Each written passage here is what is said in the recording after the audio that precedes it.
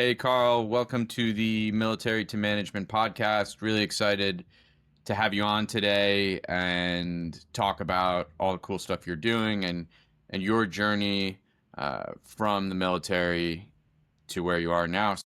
Without further ado, can you kind of dive into your military background?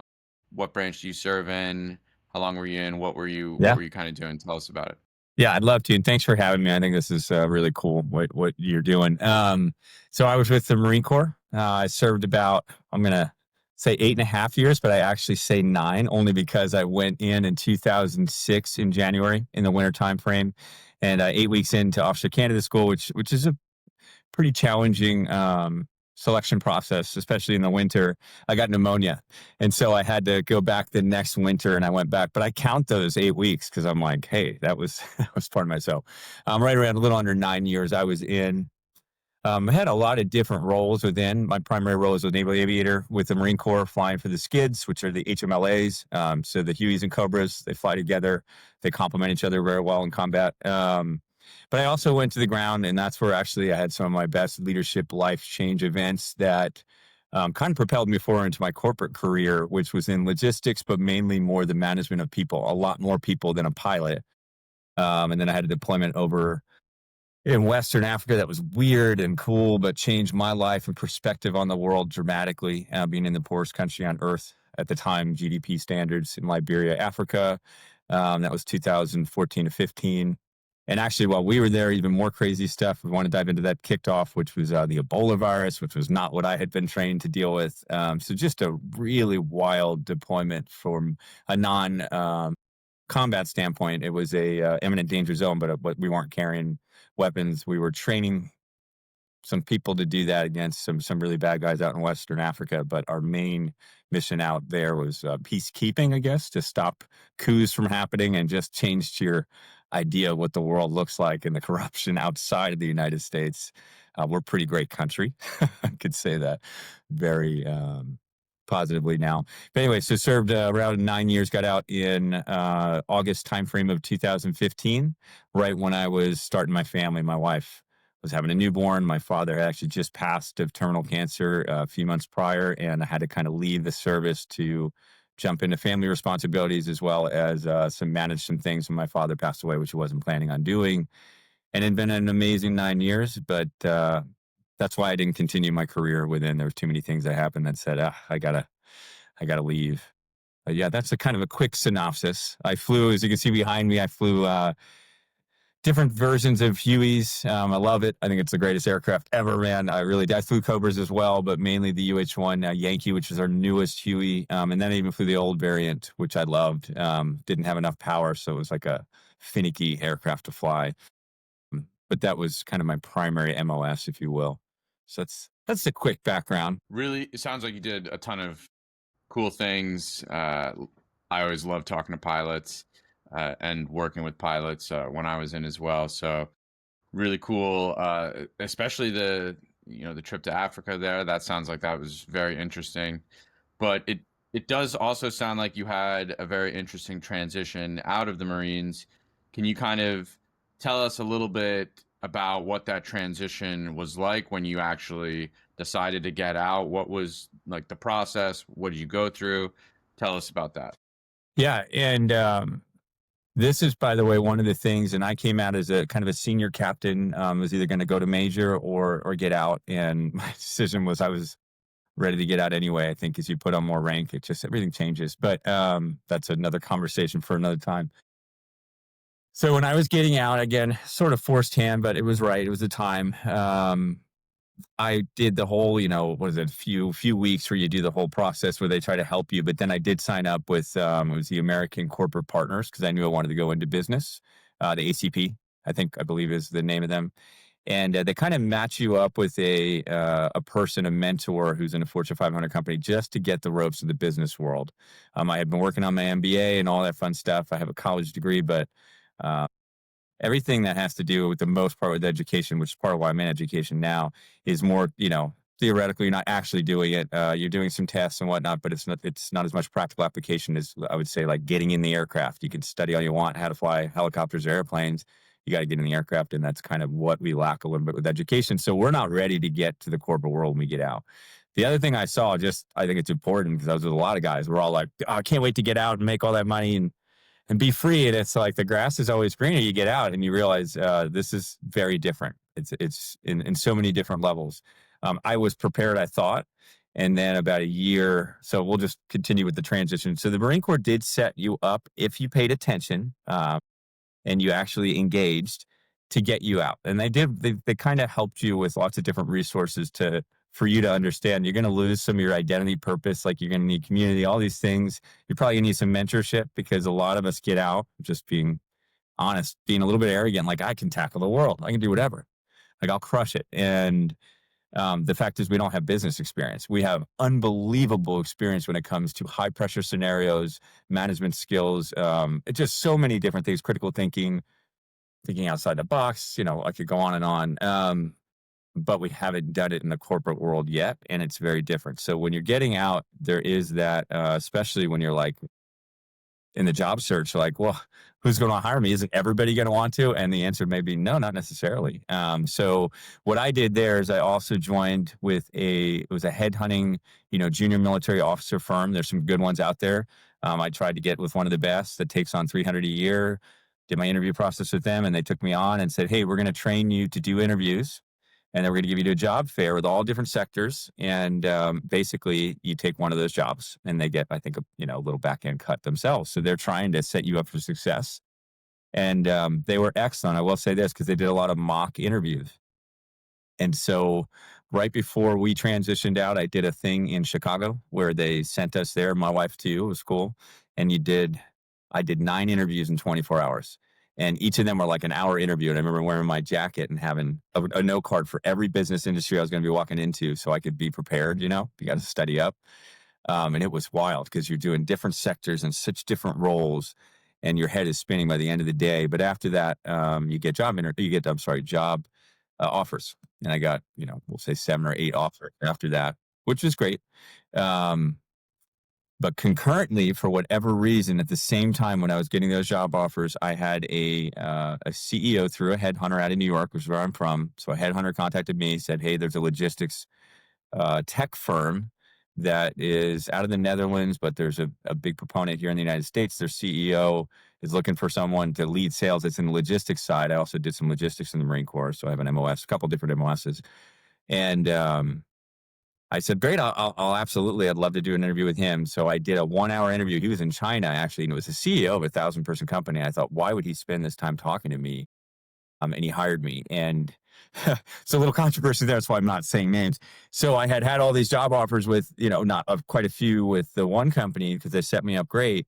And then this came in and I took the sales role because of the CEO and the time he took with me and the way he it seemed like really had a heart for military, liked some things about me and was going to help me a little bit kind of learn the ropes and give me a great leader, sales leader mentor. And it was a good pay. So I ended up taking that, which made the other headhunting firm not thrilled, but I was honest with them and just thanked them so much. They helped set me up for success, but I went in that direction. And that's how the corporate road began. So it was just kind of logistics software. So TMS is transportation management systems, the sales side, until I started to grow more and more into the role. And then I started demoing software and things like that. But that's a long-winded way of saying, so I had a lot of resources help me. I didn't even use all of them, but they all ended up getting me to my first position, which was working from home, which is what I wanted because I had a kid coming, be born. And we moved to North Carolina because we were in Lejeune. So we moved to South Carolina, Charleston, which is a great city. I got our house there and I started working from home, which, by the way, for lots of guys that are watching working from home, it's pretty hard when you have a newborn and kids because you really do have to batch your time. I can attest to that. Yeah, I know you know. Yeah, I can definitely attest to that. That's incredible. So it sounds like you did a lot of things right. You got the headhunter agency, didn't even need them. Tell me a little bit about American Corporate Partners, how that played a role, because I also got mentorship through them and am now a mentor. I think they're great, but tell us a little bit, how did that play into your transition? Yeah, thanks. I actually was going back through my notes before we did this, just because I wanted to refresh because I've almost forgot about how great they were. They they paired me up with a mentor from JP Morgan, and she was way up. As I looked, you do your LinkedIn search, and you're like, oh my gosh, and you get to know her. And we did weekly calls. So we do weekly calls where she would mentor me for job interviews, for scenarios that I was walking into when I actually got the job. So we continued mentorship after I was hired. First, it was just help me figure out what I want to do and hire me. And then, sorry, the son. And then it moved to, I actually really want to understand more about the professional world and mentorship and basically helping because I always want to grow if I can. I'm an operations guy. I want to get to the COO level at least. That's my ideal thing. But I'm starting in sales, and so she was at that level, and she really helped me with just some of the theories, philosophies of business. I have a business degree and MBA and all that, but like she's in the real world working. So she pointed me to some books, some that really surprised me. Some of them were actually, because I was not on the faith spectrum. I didn't really have any faith in anything, but she led me to some leadership styles of some of our great leaders in faith. One was Jesus. And I was like, really? But then I just looked at the leadership lessons within and was like, oh my gosh, this is an excellent book. So that was surprising. I didn't expect that. I don't know. The human side, it wasn't just corporate. She really was a great mentor. And even at that point, I would talk sometimes about her struggles because she was leaving JP Morgan to go to another big firm and take a bigger position. It was wonderful just to have a person to talk to because you're going to feel, I don't care what branch you're in, Marine Corps specifically, for sure, you're going to feel a little bit alone when you get out. You're going to realize the corporate world is not like this tight net unless you go into law enforcement or to some friends went to the FBI, had friends, become airline pilots. They're not as satisfied, but there's some camaraderie there. But I mean, it's a lonely place when you get out of something where you're tight and everything's kind of life or death. And all of a sudden you're like, what are your numbers? You're like, I don't, they're good or they're not. It doesn't matter. It's not life or death. And it just, anyway, you can find yourself a little bit lonely. So to have someone to point you in the right direction, especially when you're wavering, because a lot of guys get out and they switch jobs pretty quick. They're not satisfied. Nope, not this. 1 year later, I'm switching to this. I have a lot of friends that did that. I had friends that went back in. You want to try to pick a job where you're not going to do that right away. Obviously, that's the goal. So, yeah, they were great, man. Did you have a good experience with them? I take it. I had a great experience. I still talk to my mentor. I've mentored Yes. a couple people as my give back. So I'm glad that you continued even after you got hired too. I think that's like probably where I found the most value as well. So that's great. Can you kind of talk about your path to basically to where you are now? Because you've had a ton of different cool and unique experiences Yeah. along the way, and I'm sure a lot of lessons learned. Can you kind of talk about that? Yeah. So is this a 4 hour one? Because it's so funny. I've had so many fails to get where I'm at. So I was thinking how to talk through this fast. I was in the tech world and it was going well. The sales were going well, but I ended up taking on a passion project in the middle of the second year of the corporate world. It was a private equity merger too, so the company had grown and was doing well, and I was making good money. But I started diving into some pervasive technology stuff on the side and just what was going on with social media. This is circa 2017, 18, 17 at the time. And I told my wife one day after just coming across a lot of stuff we all know now about social media and what's going on with our girls. And I was like, hey, hon, I have an idea. If we're a new business, I'm going to leave my nice 6-figure job. I'm going to take a shot at developing something. So my wife supports me because she doesn't know any better. And I ended up leaving really well in great terms with the CEO of this great firm. It was growing massively. And I told him why. I had the CEO, I had a great meeting, and I was like, I got to try. And I hired a development team, so I'm not a coder, and built some software stuff to try to help, ironically, with social media addiction after just studying and figuring out how do we help. This is a long time ago. Didn't know what I was doing. Didn't even get to my first series of funding. And that 6 months in, I realized I can't take investment. This is not an investable. I'm screwing this up. Basically, I wasted a lot of savings, developed something very cool, learned a tremendous amount about what's going on behind these things. But at the same time, I knew enough to have to call it. It was about a year when I finally did. So that hurt. In the meantime, in my local community, I'm out in California, Sacramento area. I started to get kind of known. I was taking sort of a stance on some just stuff with kids and getting off the phones and being outside and leading and mentoring and so on and so forth, to where I was invited to a board of just a lot of guys smarter than me building a different type of education system, essentially. So more meta skills or higher level thinking type of education than just the test taking, if you will. And it was a group of guys doing strategy sessions, some great leaders within, leaders of business, church, so on and so forth. So I started working with them weekly just on the design of how we would do education if we could create it from scratch, to start all over, not the box thinking and everyone doing tests at the same time. Then, bells ringing, just let's really, and there's other groups now doing this, of course, but at the time it felt pretty innovative. I had taken another offer with the same CEO, started a new private equity merger. So this is concurrently while I was working on the board of building a school.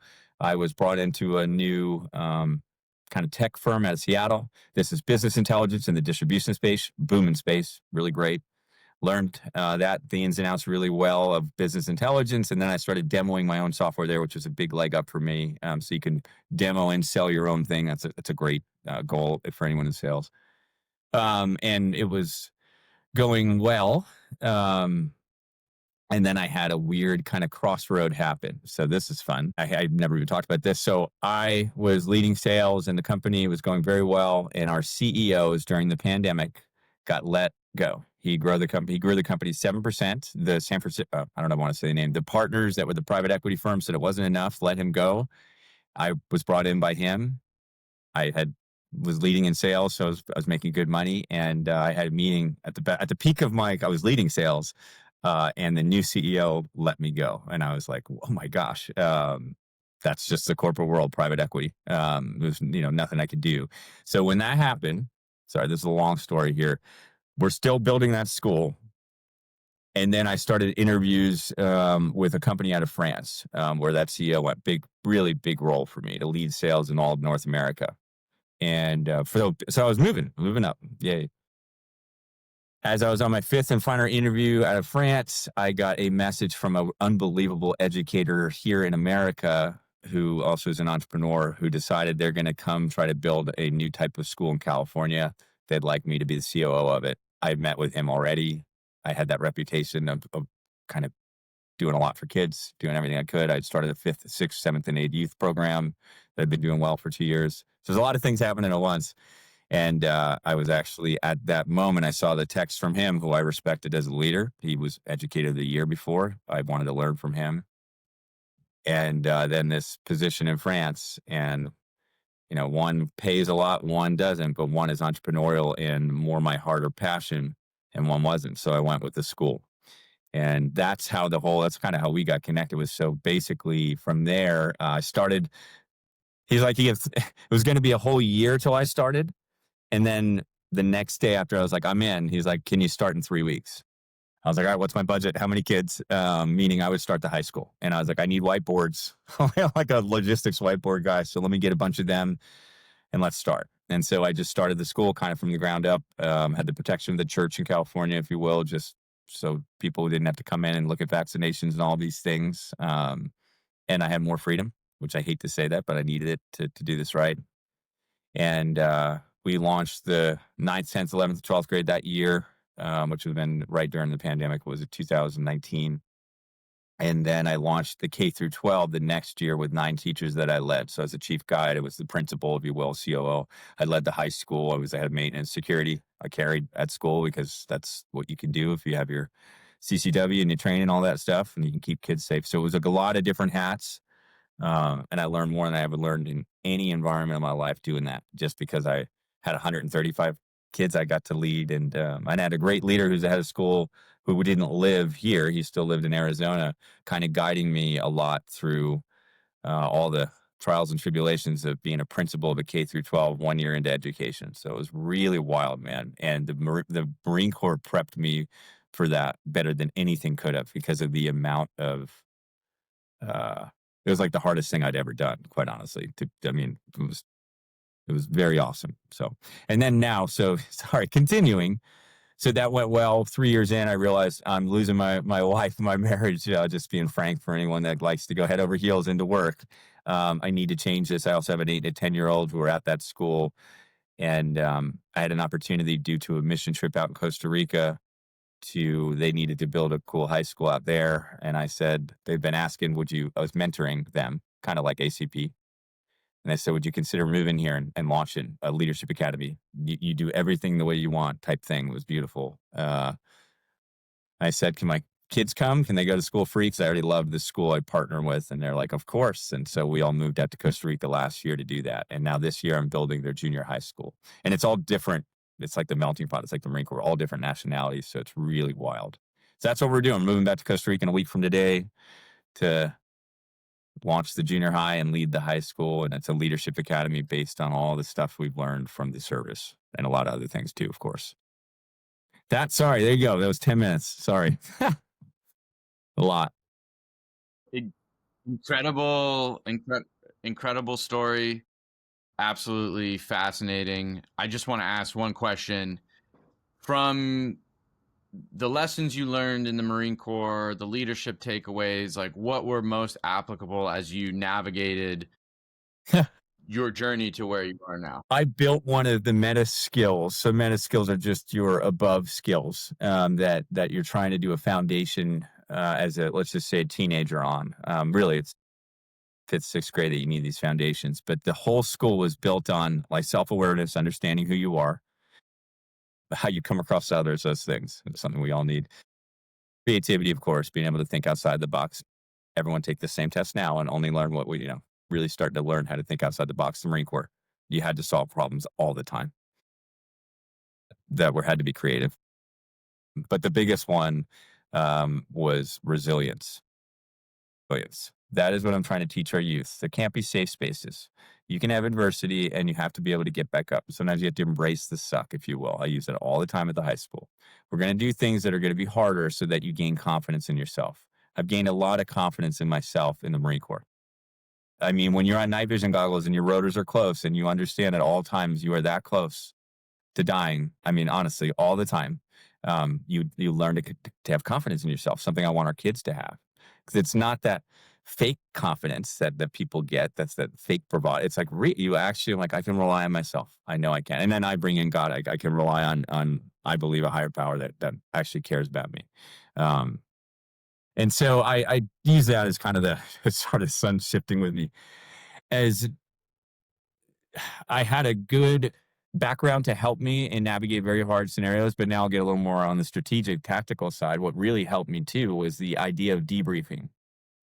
So every time you fly, you have a long debrief after your flight, especially if you're employing ordnance and all those types of things. They could be 3 hours.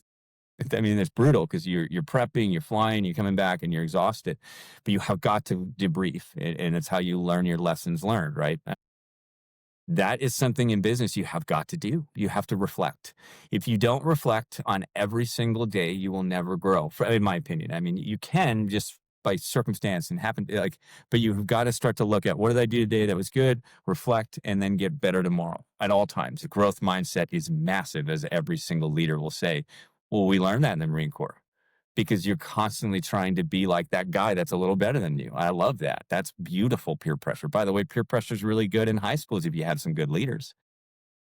And that's so now you get to a whole nother level. So yeah, I think you have to learn to reflect on yourself, also be humble enough to want to improve and have people around you that are better than you, that kind of thing.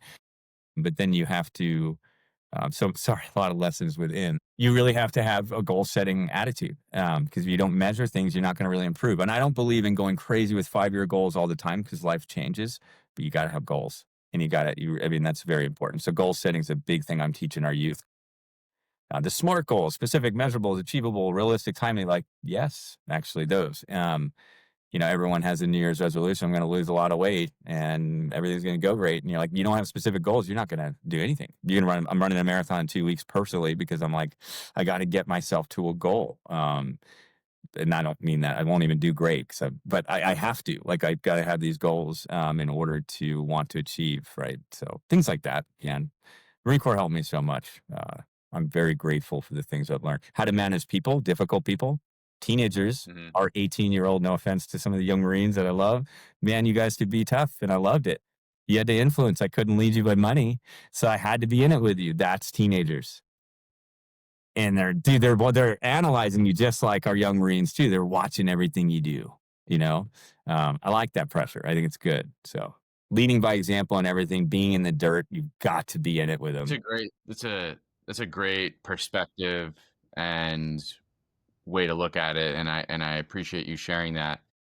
Given everything that's going on with like the education industry, technology is rapidly advancing, AI, we're on an AI wave. What are the major shifts or trends that you're seeing or that you hope to, capture or create with your new endeavor? Yeah, thanks. That's a great question. And we're in an age right now where we have a lot of people being like, we have to stop the kids from cheating. We have to find a way to stop them from using chat or whatever. There's so many more sophisticated things in there to cheat. And I think that the whole mindset has to shift to really thinking of how do we leverage this. I've been trying for the last 3 years. I've been working a lot with just some of the basic AI, Chat GPT, to help kids empower themselves on how to leverage it, not to cheat. There's differences. The essence of writing is very important. So we work very hard on the writing because I think communication is super important. Now you have some resources to help you with, grammar and all that fun stuff. That's wonderful. But you still need to know how to communicate right.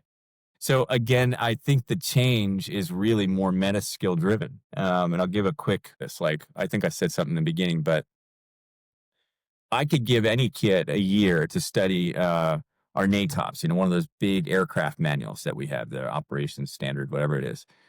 You could study it for a year. You could teach it. Can you teach all these limitations and everything to someone else? Yeah, a kid could. Absolutely. What happens when I put you in the aircraft?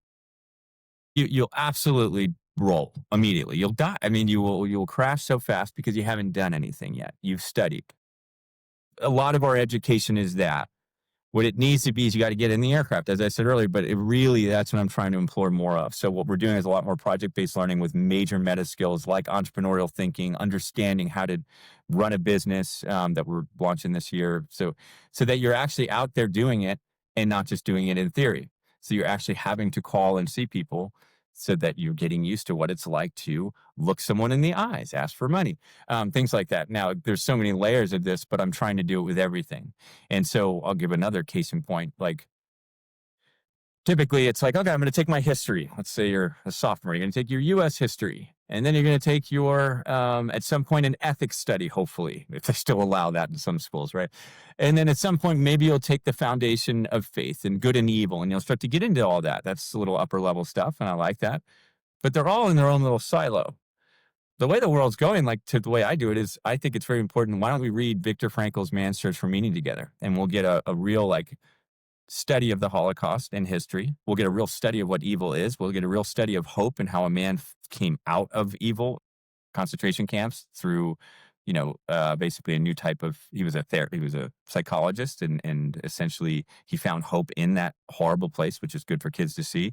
But it's also this whole big deep dive into what makes us human. What makes it, do you have the propensity to be evil? Like I've seen it. You have, like we all do actually. You need to know that about yourself and things like that. So getting to a much higher level of thinking than taking tests is very important now.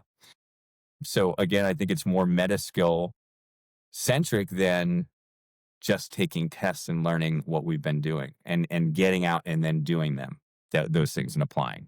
That kind of, it makes sense. I mean, it's just more practical application. If you had a magic wand to fix, anything you're dealing with right now as you're setting this school up and launching it, what would that be? What's keeping you Do up? not want to see my number one. I was doing a lot of research in the tech world and then working with kids. The number one word I kept hearing from junior high and high school kids was hopelessness. I don't want to hear that anymore. I don't want kids to feel hopeless. I know what it's like as a Marine. When I got out, I lost one of my best friends. The reason I went in is he was my cousin. He felt hopeless and he's not on earth anymore. And that's happening a lot in our schools, but it's not just the statistics. It's, have you been around people that are hopeless? Do you know what that looks like? Like, how can they possibly lead in the future? They can't even lead themselves. Like, hopeless is not okay. I want there to be some, like, school has to be a little fun too. I don't know how else to describe it. yeah, I guess that's the biggest thing I want to see change. I do believe there's ways to bring joy to school while also putting really hard pressure on. I mean, that's the Marine Corps in a lot of ways. Work hard, play hard. It just has to be rethought. It was created foundationally to create. I mean, just to use words everyone's heard, but essentially factory workers. When we started the public school or government school system, that is what it was meant to just do, to make us all think a certain way. That doesn't do too well for our human soul. Let's start to realize we're not just animals. We're different than that. We probably need a better education system. So that's my. I'm tired. I'm tired of kids being sad, and they're not in Costa Rica, and that bothers me because this is my country. I love this country, and I want to come back, give it another shot to do more. But like, it's refreshing to be with all these wild kids in Costa Rica that aren't scared of anything. But then you come back here, and our kids are scared of everything. When did we teach that to be scared? Well, COVID didn't help, right? I don't want to get political or anything. I'm not. I'm saying like we have taught our kids to be scared. That's enough of that. My thing I'd love to see change. Great points. Yeah. Yeah. No, I Yeah. love what you're doing. What, I guess, one final closing thought here for any guys and gals, thinking about getting out of the military. What type of advice would you have for them? Because your career you've done a ton in, a short period of time. What's like some advice you would give to anybody getting out right now? Man, that's a really good question. I don't want to take like a dark path, but that's what I've seen a little bit. When you're getting out, I think you have to understand the grass is not always greener. You have been taught a lot of great things in your service. Doesn't matter what branch you have. You may be leaving a little bit bitter, and I've seen that. That's okay. Um, but please know that it won't be super easy. I don't know anyone that got out and was like, well, that's great. I'm loving life. It's hard. You lose purpose, especially depending what you did. But let's just say you identified as a Marine all the time. That's who I am. And now you're not. You're going to all of a sudden probably have a little crisis. I'm not kidding. And you're going to need community. So I think you need to look for places that you can go that will have like-minded people as you. So first responders, a lot of the guys that leave that go to that world, especially the Marines, like they do very well. Things that are going to make you still be around people with a common goal. Because if your goal is just to make $10 million, that's not a goal. There's nothing attached to that. Why? Right? Like, why do you want to do that? Okay, to do this, this, and this, to start that. Okay, that's okay, but understand that what it's going to take to get there may not be what you actually want. And there's another thing that I hate to say, but a lot of guys leaving have a chip on their shoulder. Don't. Be humble. Know what you did. Speak confidently, but be humble. You've done more than most. But if you come out being like, you need to, just Cartman, respect my authority or whatever, like, don't do that. Find a community of like-minded people. Get help. Like, use ACP, use people to train you because you know what you know. But on the tech side, I hate to say this, I was in logistics tech in the Marine Corps. Like, we're way behind the actual civilian tech world, way behind in the service. So you have to learn new stuff, a lot of new stuff. And that's great. But just have a growth mindset, be humble, and don't have a chip on your shoulder, and find a group of people that you're gonna mess with. Is kind of my short advice, I guess. It's really important because it's probably gonna be a little harder than you think. Do you think it's fair? Would you say it was a little harder? Advice. Yeah, 100%. I think your advice is applicable to everyone as well. Yeah, Spot on.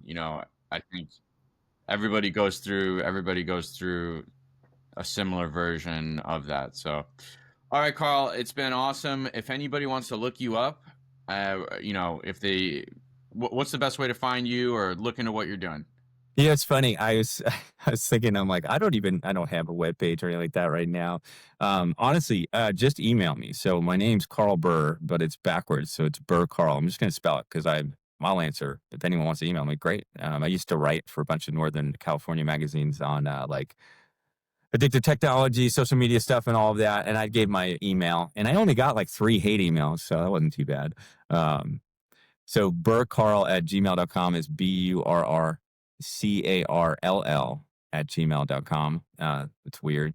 And then just look me up on anything. At some point, I'll have a web page on education I need to start to design, I need to work on, but I just haven't done it yet. So shoot me an email.